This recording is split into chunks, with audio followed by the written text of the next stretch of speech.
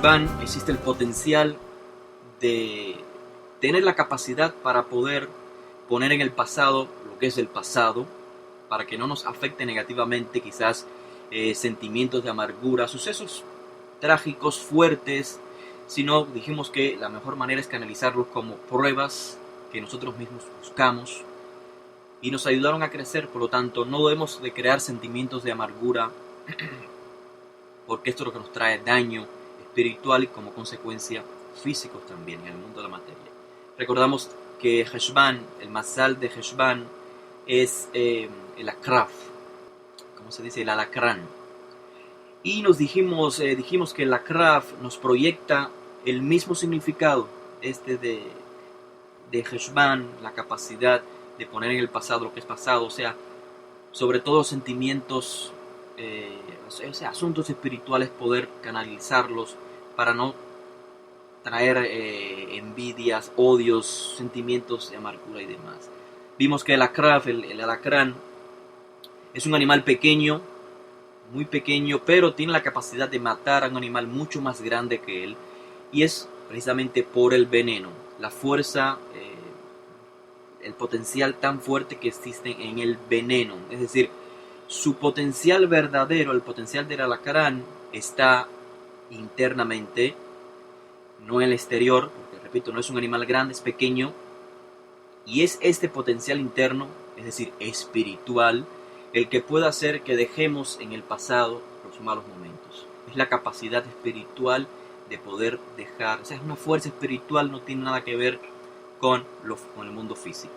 O sea, se requiere de un ejercicio espiritual más que material, poder dejar en el pasado lo del pasado.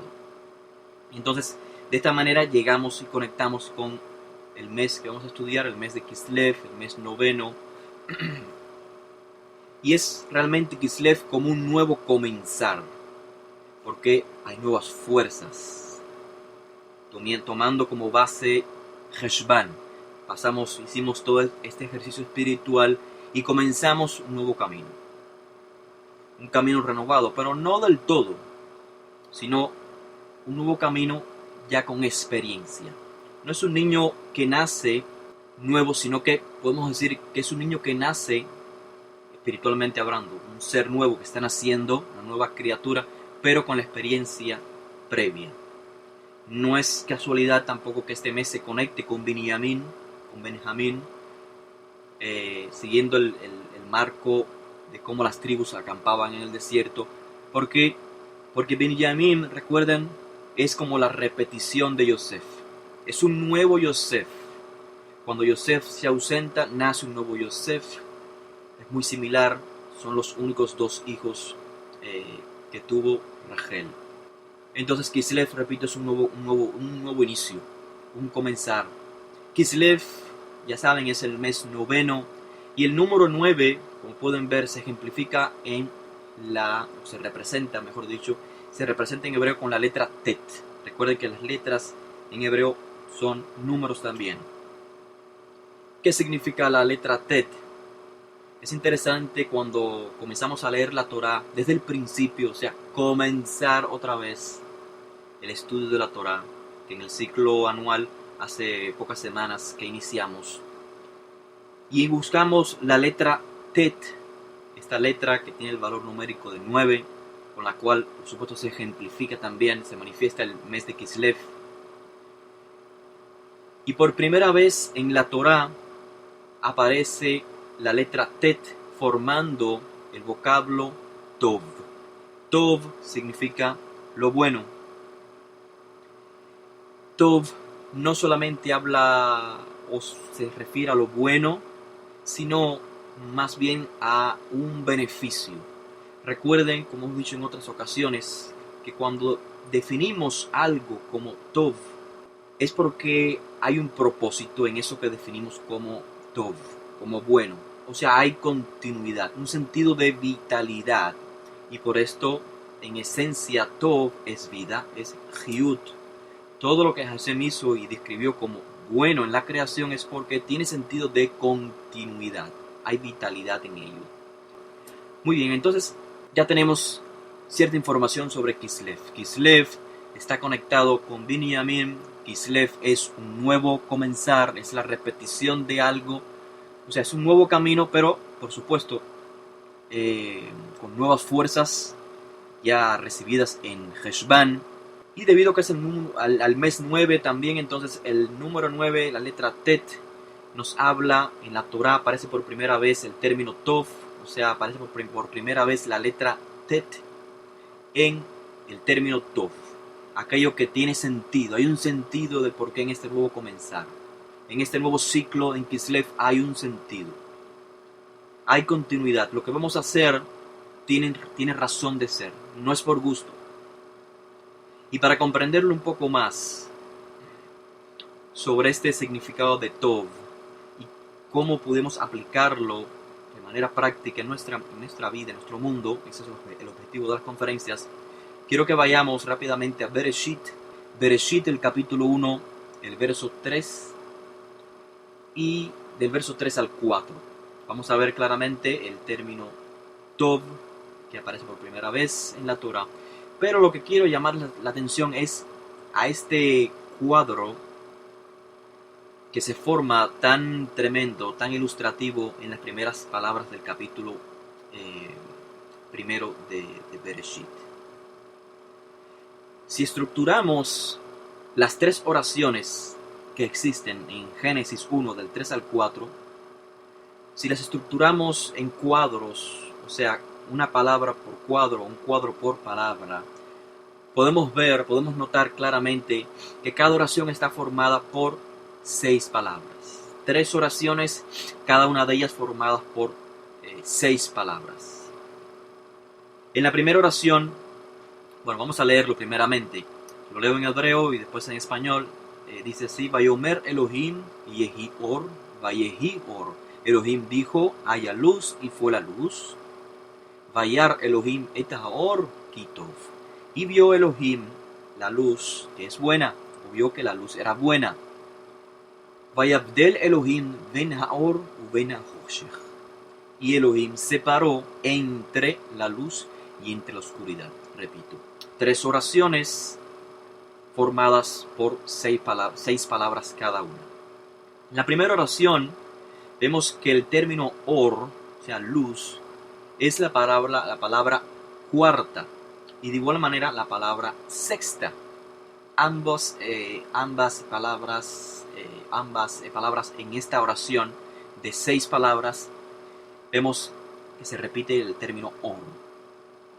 Mientras que en la segunda oración, si la estructuramos en estos cuadros, estos 6 cuadros, la segunda oración vemos que el término or, de igual manera que en la primera oración, or es la cuarta palabra de la oración.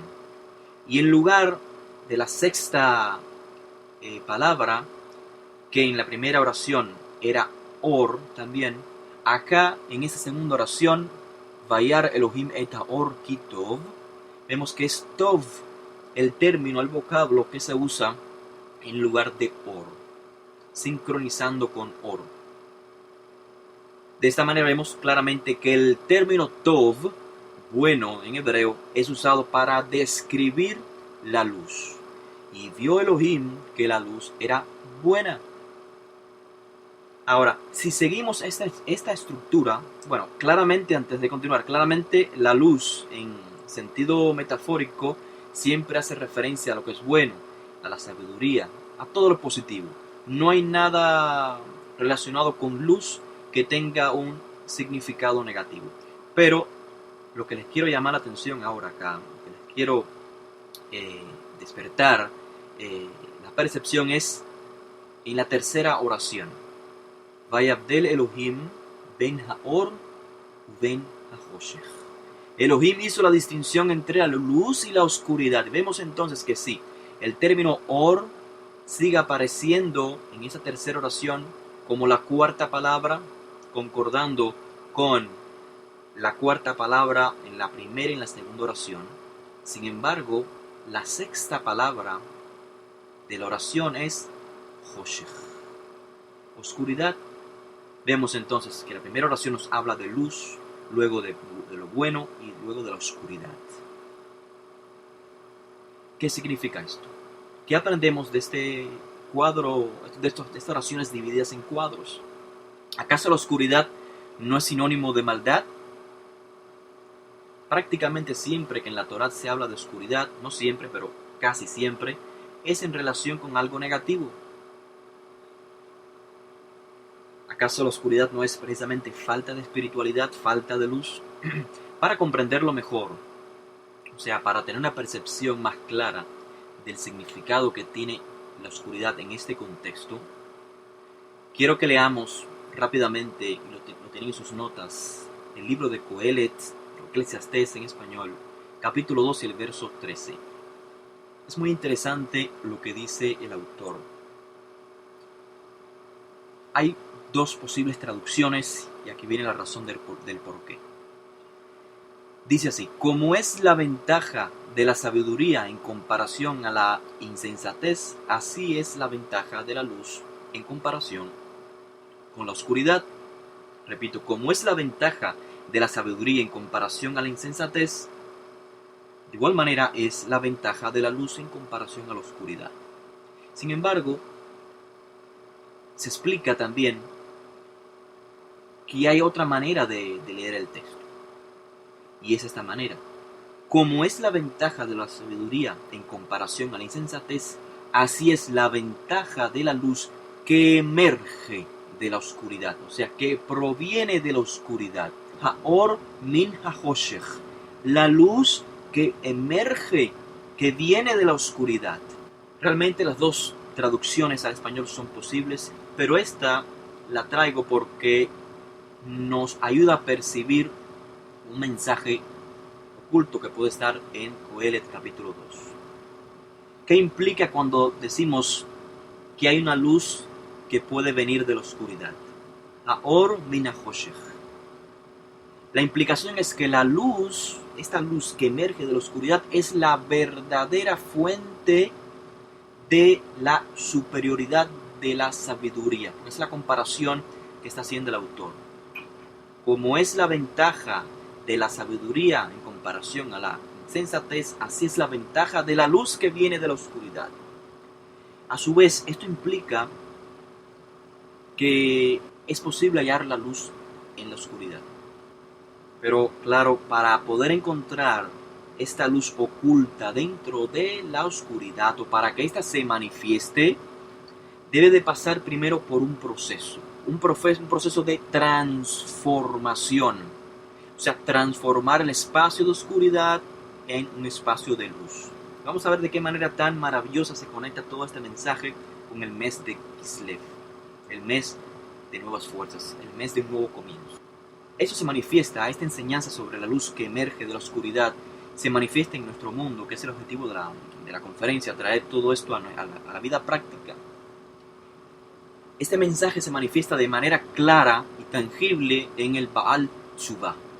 Baal Tshuva, recuerden, es la persona, literalmente es como el dueño del retorno, es la persona que está capacitada, la persona que puede realmente retornar a Hashem y a toda su esencia espiritual. Esto se define en hebreo como Baal Tshuva. La persona que se descarrió, que estuvo lejos, que se apartó del camino, de la vida verdadera, de la vida con sentido espiritual, viviendo una vida basada simplemente en lo pasajero, y ahora retorna, o sea, ahora está transformando el espacio de oscuridad en el que vivía en un espacio de luz. Es importante saber, el Baal Tshuva no es cualquier persona arrepentida del mal, no, sino que es una persona que hizo un giro de 180 grados. O sea, es una persona que ha cambiado conscientemente todo su mal proceder, ha reconocido su mal proceder y está en el proceso del retorno. Es como un cambio de noche a día, totalmente drástico. Y se esfuerza diariamente por perpetuar ese nuevo camino, este nuevo comienzo que ha iniciado en su vida. Hay un principio que nos ayuda a comprender un poco más este mensaje de la luz que se encuentra en la oscuridad, en referencia a la persona, a la actitud de la persona en la vida. En este caso, el contexto son los hijos de Israel. El principio está registrado en diferentes lugares, pero hay uno muy importante que es en el Tratado Talmúdico Berajot, la página 34b. Bemakom shebaalet shuva omdim, en el lugar que alcanzan los baalet shuva, tzadikim gemurim einam omdim. No puede ser alcanzado por los justos perfectos. Repito, el lugar que alcanzan los baalet shuva, o sea, las personas que han retornado sinceramente, no puede ser alcanzado por los justos perfectos. Tzadikim gemurim. ¿Cómo puede la luz? Es la pregunta. ¿Cómo puede la luz de los baalet shuva, o sea, es la luz que proviene de la oscuridad, esta es la luz de los baalet shuva, la luz que proviene de la oscuridad, ¿cómo puede ser mayor a la luz que emanan los tzadikim gemurim? Los justos que nunca han pecado, los justos perfectos. ¿Cuál de los dos emana más luz? ¿El que nunca pecó o el que pecó y está de regreso? El tzadik gamur, el justo perfecto, el justo que no ha pecado, no tiene mucho realmente por qué esforzarse en comparación al Baal Tshuva. ¿Por qué? Porque todos los hábitos que tenga un tzadik gamur, un justo perfecto, todos sus hábitos son buenos. Desde pequeño lo educaron a hacer lo que es bueno. Por lo tanto, lo hace ya por naturaleza propia. Está acostumbrado a hacer el bien, él no miente, no roba, no tiene malos deseos. Si en algo tiene que esforzarse el tzadik gamur, entre comillas, si en algo tiene que esforzarse, porque es un tzadik gamur, es en las mitzvot aseh, o sea, en los mandamientos positivos, los mandamientos que tiene algo que hacer, no en los mandamientos lo ta'aseh, los mandamientos negativos que son los prohibitivos, o sea, no harás esto, no harás aquello. Él no tiene que esforzarse en estos mandamientos porque a él nunca se le va a ocurrir hacer algo que se le haya prohibido desde su niñez. Nunca va a comer un alimento que no le sea permitido. Nunca va a tener malos sentimientos por los demás. Es muy extraño porque es un tzadik gamur. Pero en comparación a los hábitos del Baal Tshuva, de la persona que está en el retorno, que ha retornado, mejor dicho, todos sus hábitos son negativos porque pasó por la oscuridad. Por lo tanto, el Baal Tshuva tiene que esforzarse el doble que el tzadik gamur. Tiene que esforzarse en los mandamientos positivos y en los mandamientos negativos, en lo que tiene que hacer y en lo que no tiene que hacer. Porque cuando se encuentra en una situación donde pueda hacer algo mal, sus hábitos le van a recordar quizás el disfrute que tuvo al comer esta carne, este animal que no se debe comer, el disfrute que tuvo en la venganza, en el odio. Tiene que trabajar, le es más fuerte, tiene que trabajar, repito, en lo positivo y en lo negativo. Además, el Baal Tshuva es un ejemplo de que se puede cambiar, de que se puede comenzar un nuevo camino, de que se puede retornar al camino que Hashem nos puso, por el cual podemos transitar, el camino de justicia, de amor, de paz, de rectitud. Si el tzadik gamur, si el justo perfecto fuese puesto a pasar por las pruebas que pasó el Baal Tshuva en la oscuridad, lo más probable es que no las pueda pasar. Por lo tanto, aún en la más densa oscuridad se puede encontrar la luz. Porque el Baal Tshuva es el ejemplo de ello. Y esa luz que transmite el Baal Tshuva es mucho más fuerte, mucho más elevada que la luz del tzadik gamur. Y por esto dice, en el lugar que alcanzan, donde están los baalet tshuva, no vayan a llegar los tzadikim. Aunque sean perfectos, no van a llegar. Recordamos las palabras de Rabbi Yoshua en este contexto, sobre este principio. Nos dijo que habrá más alegría en los cielos, o sea, con Hashem Yitbaraj. Hashem se pone tan contento, hablando por supuesto en términos metafóricos, porque Hashem no es un ser para ponerse contento o triste, sino para comprender cómo se alegra un padre cuando dice, hay más alegría en los cielos por un pecador que hace tshuva que por 99 tzadikim que no necesitan hacer teshuvá. Hay más luz en los cielos, hay más reparación del mundo.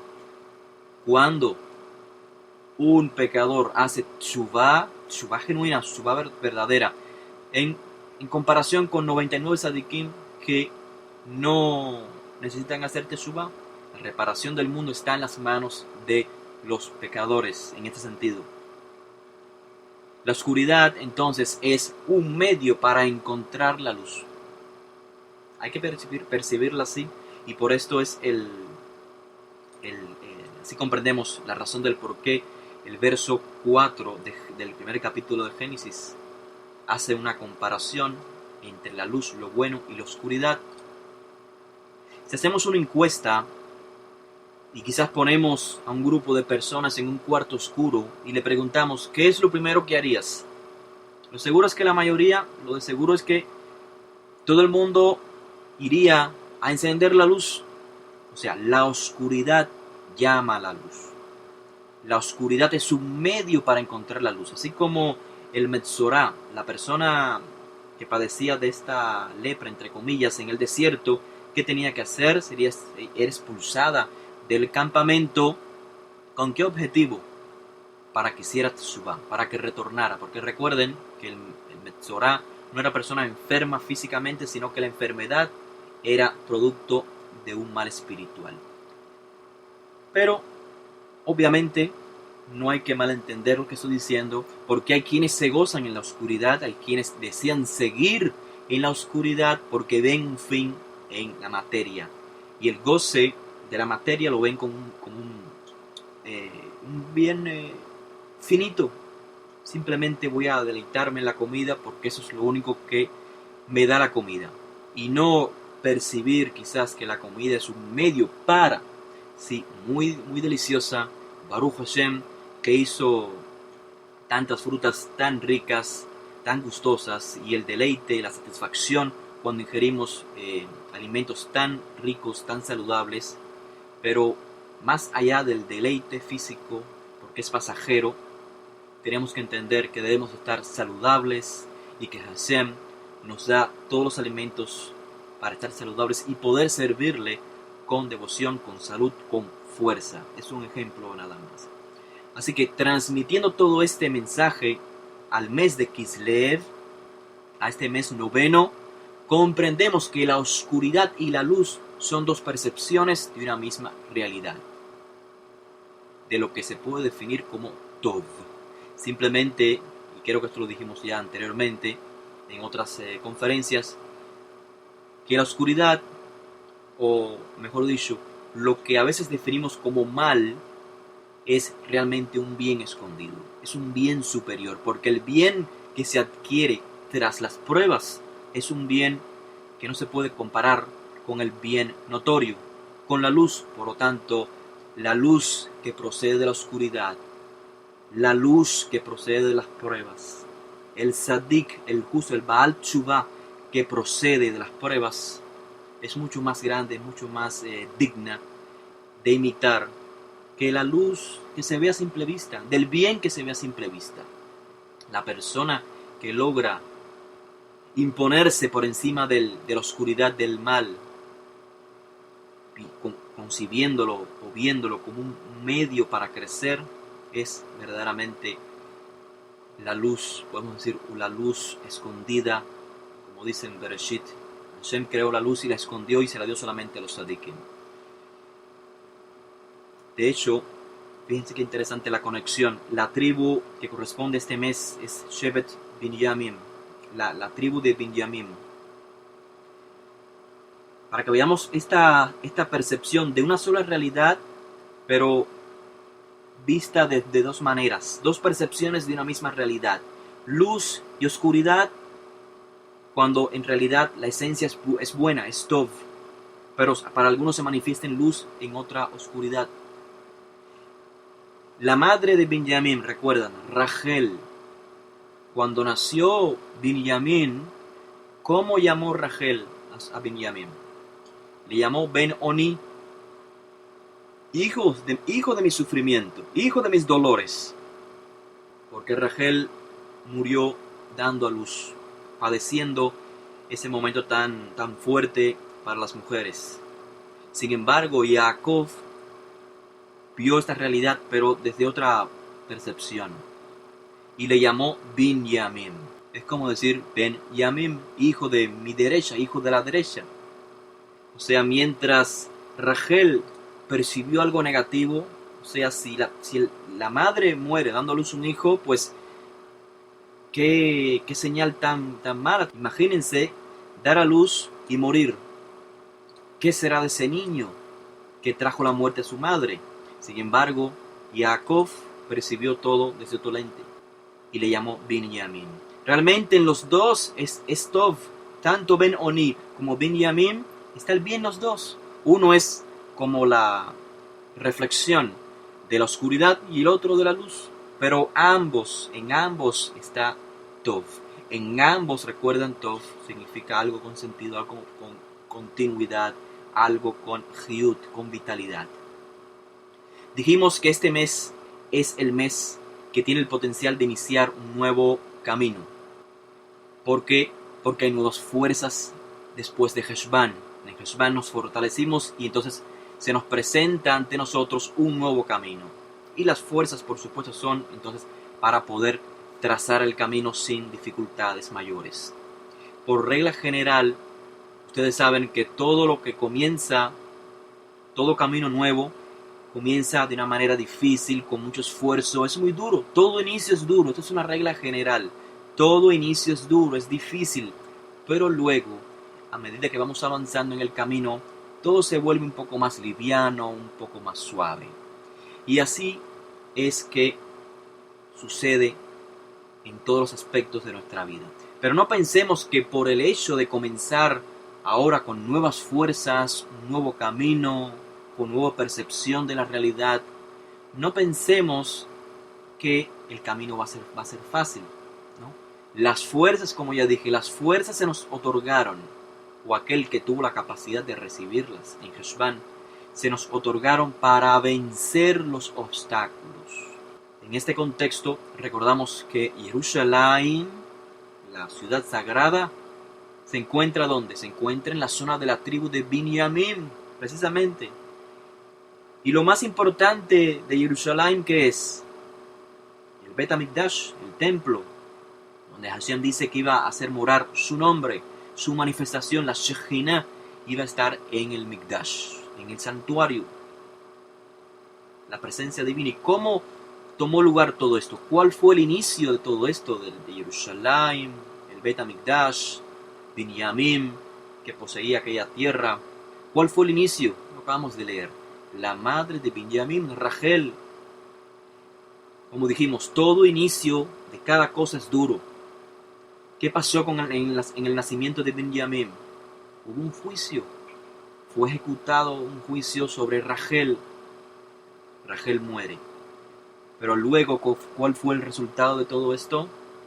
La Shekhinah, a través de Binyamin. Todo inicio es difícil, pero con el tiempo vamos a ver el producto positivo. El Malchut Shamayim, esto lo vamos en otras conferencias, el reino de Hashem manifestado en nuestro mundo a través del Malchut Israel, del reino de Israel. ¿Cómo fue? De igual manera, a través de una sentencia de muerte, a través de un inicio fuerte. ¿Quién fue el primer rey de Israel? El rey encargado de manifestar la justicia al mundo, o sea, el Malchut Shamayim en nuestro mundo, el rey Shaul de la tribu de Binyamin. Y solo después de la muerte de Shaul es que comienza la casa de David a manifestar entonces el Malchut Shamayim. Vemos de igual manera, el reino comienza fuerte, difícil, con muchas pruebas, pero el final es positivo. La muerte del Mashiach, Rabbeinu Yehoshua, de igual manera, nos dijo una y otra vez: es necesario que yo me vaya, es necesario que yo muera, así como la semilla, dijo una mashal, una parábola. La semilla debe morir, debe caer en la tierra, debe ser enterrada y luego va a dar frutos. El Mashiach muere y solamente después de la muerte es que tenemos acceso directo a Ruach HaKodesh, a la Shekhinah, a la presencia divina, más acceso a la inspiración de Hashem en nuestras vidas. Qué interesante, también pueden ver en sus notas que Kislev toma lugar en la temporada de invierno. ¿Qué sucede en invierno? En invierno el clima como que oscurece la luz, como que la luz se esconde. Y no solamente la luz se esconde, sino también nosotros escondemos nuestro cuerpo. Recuerdan que lo que dijimos en la clase primera, como Or, Aleph, Vav y Resh, luz, tiene conexión con Or, o sea, con la piel. Esto es Ain, Vav y Resh, la piel del cuerpo. Así que, de igual manera, cuando hace frío en invierno, no solamente la luz natural, el sol, se esconde un poco, sino que de igual manera nuestra Or, nuestro cuerpo, nuestra piel, también se esconde. Recuerden el principio de las clases. El principio espiritual es que todo lo que pasa en el mundo de la materia es realmente una metáfora de principios espirituales.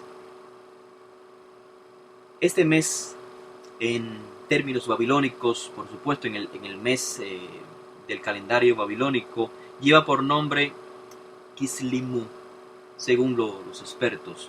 Kislimu nos habla de fertilidad. Y explicamos en la clase previa las razones del por qué en el calendario judío moderno pues se perpetúan estos nombres de manera quizás hebraizadas. Estos nombres, y la razón es porque el calendario babilónico era similar, muy parecido al hebreo, o sea, era lunar.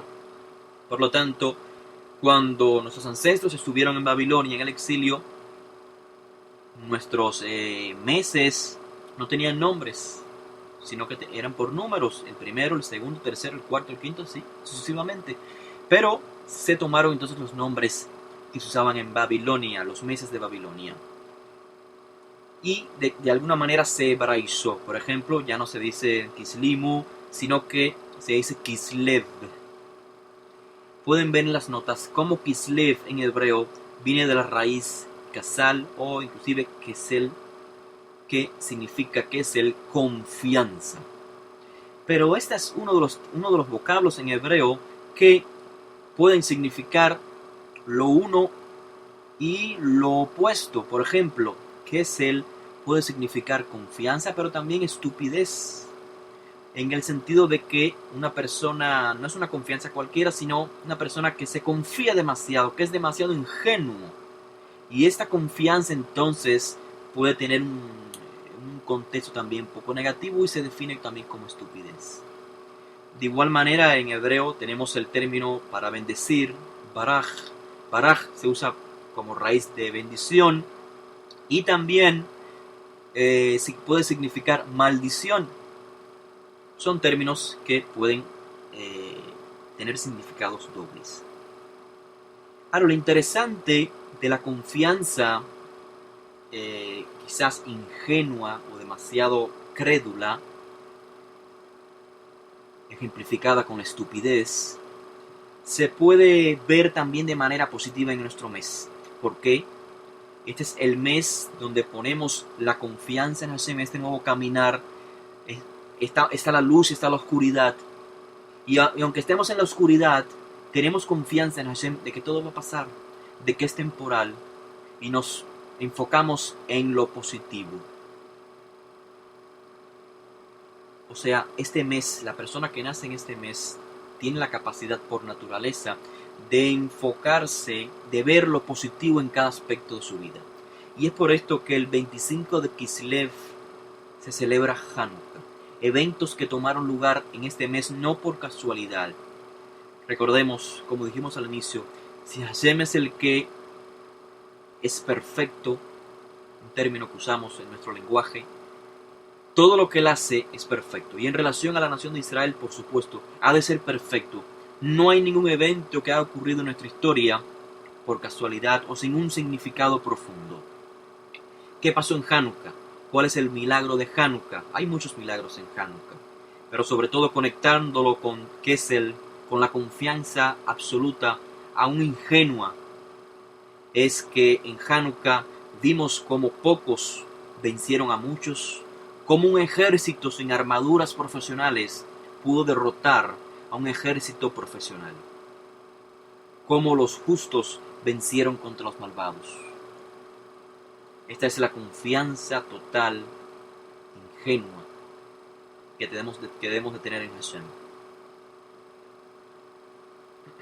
Si buscamos en la Torah, la palabra número 25, si empezamos con el inicio de la Torah en Bereshit y comenzamos a contar las palabras, Bereshit, número 1, Bará, número 2, Elohim, número 3, y así sucesivamente, vamos a encontrar que la palabra número 25, conectándolo con el 25 de Kislev, es la palabra Or.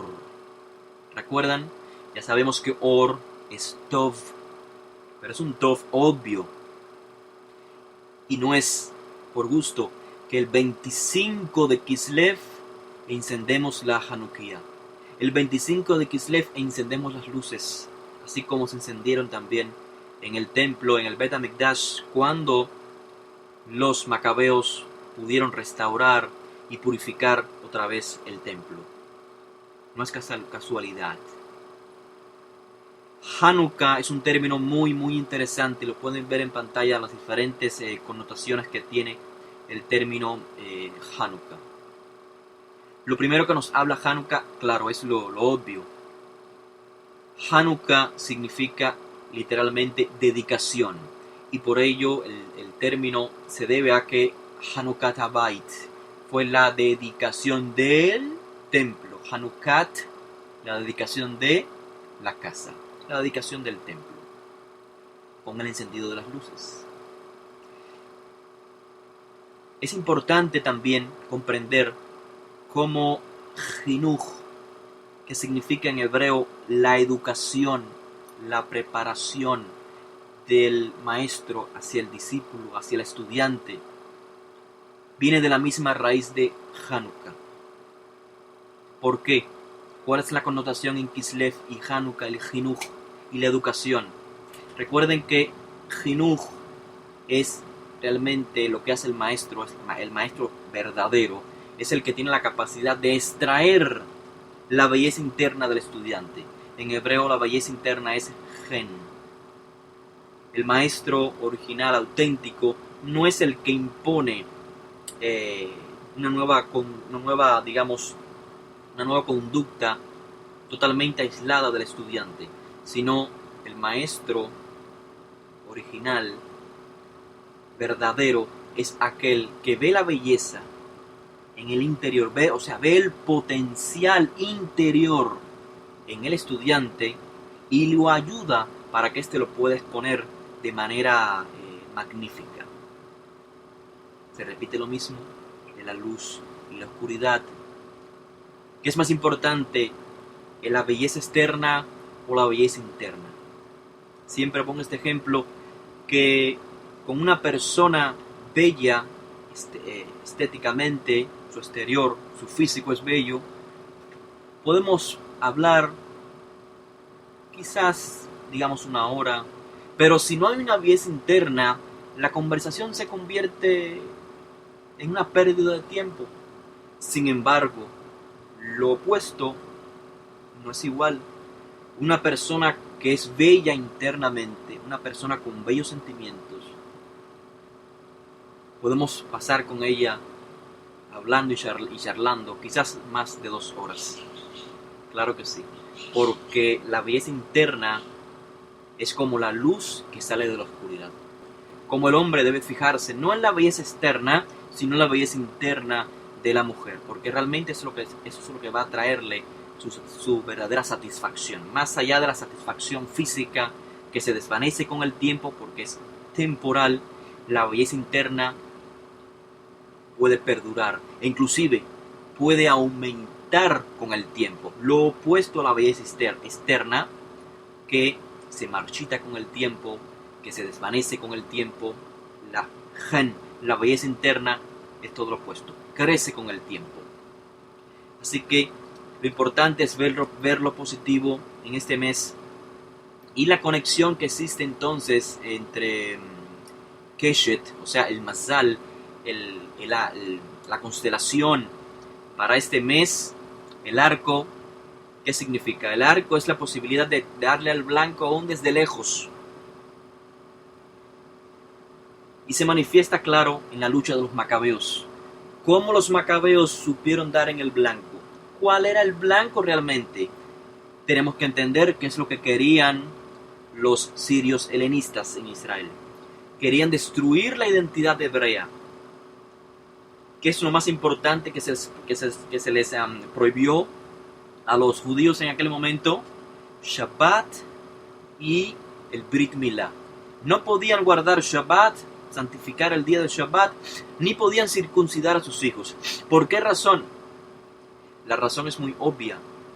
Si entendemos esto, no que se les ocurrió a los sirios, sino que Hashem permitió que se les ocurriera a los sirios, porque para Israel el Shabbat, el Brit Milá y la circuncisión son denominadas en la Torah como ot, como señales. ¿Señales de qué? De la identidad. ¿Qué significa el Shabbat? ¿Qué tiene que ver el Shabbat con la identidad hebrea? Por supuesto, cuando observamos el Shabbat, no cuando dice otro calendario, sino como lo dice el calendario de la Torah, estamos reconociendo que hay un solo creador y que ese creador santificó un día específico. Y si yo lo hago como el creador lo ordena, significa que estoy creyendo en él, que estoy diciendo él es el creador. Y él santificó este día, este es el día. O sea, él lo separó y ese es el día que yo lo voy a separar también. Es la identidad, entonces, de creer en un solo creador, no en diferentes deidades. Luego, la milá, o el corte del prepucio, de igual manera es una ot, es una señal de identidad nacional, porque nos identifica como un pueblo especial. Y claro, todo eso tiene conexión con ¿qué? Con el jinuj, o sea, con la educación. ¿Qué es la educación para Israel? La Torah. La Torah es la educación por excelencia para la nación de Israel. Y entonces los sirios helenistas querían destruirnos, nuestra identidad, y nos atacaron en esos detalles. Y es entonces cuando los Kohanim, los Hashmonaim, los Macabeos dijeron, vamos a levantarnos. ¿Y qué fue lo que les despertó su deseo de atacar? O sea, ¿cuál fue el blanco que quisieron atacar? Precisamente la cuestión del Beit HaMikdash. Porque si nos quitan el Beit HaMikdash, no somos nada. El Beit HaMikdash es la manera de conectarnos con el Creador. Es la manera de decir, nosotros somos diferentes, porque Hashem está tan cerca que lo podemos palpar acá en el Beit HaMikdash. Sabemos dónde atacar, sabemos cuál es nuestra debilidad. Así que Binyamin es, podemos decir, la esperanza en este mes, la esperanza de un nuevo comienzo. Recuerdan, Binyamin nace en la ausencia de Yosef. Cuando leemos la historia de Bereshit, Yosef era la esperanza de Jacob. Yosef es el único hijo que creyó en la promesa ancestral. ¿Cuál es la promesa de los padres? Hashem va a ser una nación modelo y vamos a iluminar al mundo con Sedek y Mishpat, con justicia, y no solamente con justicia, sino justicia y equidad. Pero Yosef se ausentó, aparentemente murió para Jacob, o sea, para Israel. Si se ausenta Yosef, es como que se ausenta el potencial espiritual. Se ha ido. ¿Cuál de los otros hijos va a poder llevar mi legado si son incapaces? Son materialistas, a diferencia de Yosef. Por ello entonces Binyamin nace y Jacob lo define como Binyamin, el hijo de mi derecha. Y Jacob no quería, ¿recuerdan? Jacob no quería dejar a Binyamin ir a Egipto, donde se encontraba Shimón. ¿Por qué? Porque Binyamin es la esperanza. Este es el mensaje. Binyamin es la esperanza de un nuevo comienzo, cuando Yosef está ausente. Binyamin, el nuevo caminar, el nuevo despertar, el motor que nos debe impulsar, aún cuando no vemos a Yosef, conectándolo al inicio de la clase. Cuando no tenemos a Yosef, quiere decir que estamos en la oscuridad. Apareció Yosef, apareció la luz. Cuando se ausenta Yosef, se presenta la oscuridad. Allí debe manifestarse entonces Binyamin. Binyamin es la esperanza de salir de la oscuridad. Binyamin es la esperanza de un nuevo camino, de tomar Heshvan, las fuerzas de Heshvan, y ponerlas en práctica en el mes de Kislev, el mes en que hay que confiar plenamente en Hashem, en que vamos a ver la luz. Aunque seamos pocos enfrentándonos contra muchos, confiemos plenamente en Hashem, seamos ingenuos con Hashem. En conclusión, Kislev tiene el potencial de percibir la realidad desde un enfoque positivo. Aunque estemos en la oscuridad, ser positivos. Es la manifestación, Kislev es la manifestación de lo oculto, de la noche al día, de la luz, de la oscuridad a la luz. Es una manera de reflejar o de manifestar la luz, pero de manera única, de manera mucho más elevada que el bien obvio. Es el bien